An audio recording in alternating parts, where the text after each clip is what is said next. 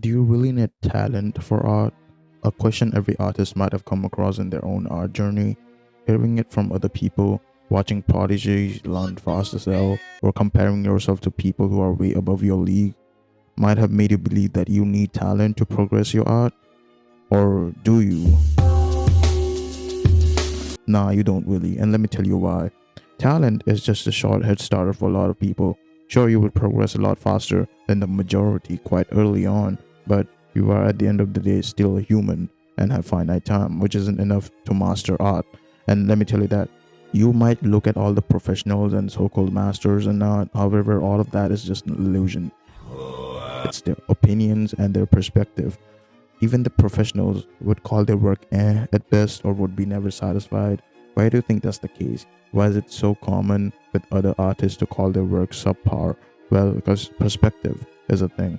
From their point of view, it's not great because they have seen better work. Something similar we can see in the Dunning-Kruger effect. For those who don't know what Dunning-Kruger effect is, it's basically a cognitive bias, which means people with lower skill ceiling or skill level overestimate their abilities.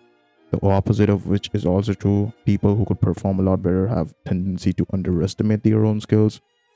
In art, we see something similar. Most good artists would call themselves subpar.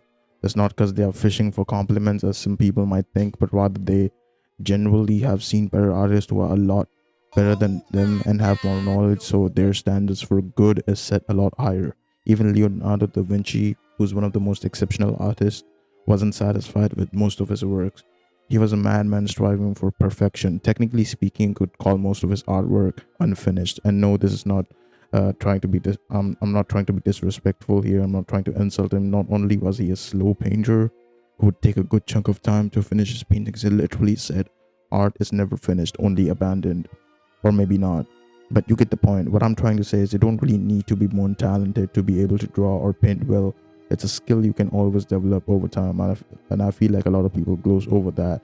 You might look at someone's work and call them blessed or talented. Meanwhile, the artist could have very well spent ages trying to get to that level. So calling someone talented kind of discredits their work, in my opinion. Just saying. As I said, while having talent is nice, it would be just a waste if you don't spend enough time to improve on the talent that you have and build your skill. In other words, it doesn't really matter. Just draw, man. Anyways, thanks for watching.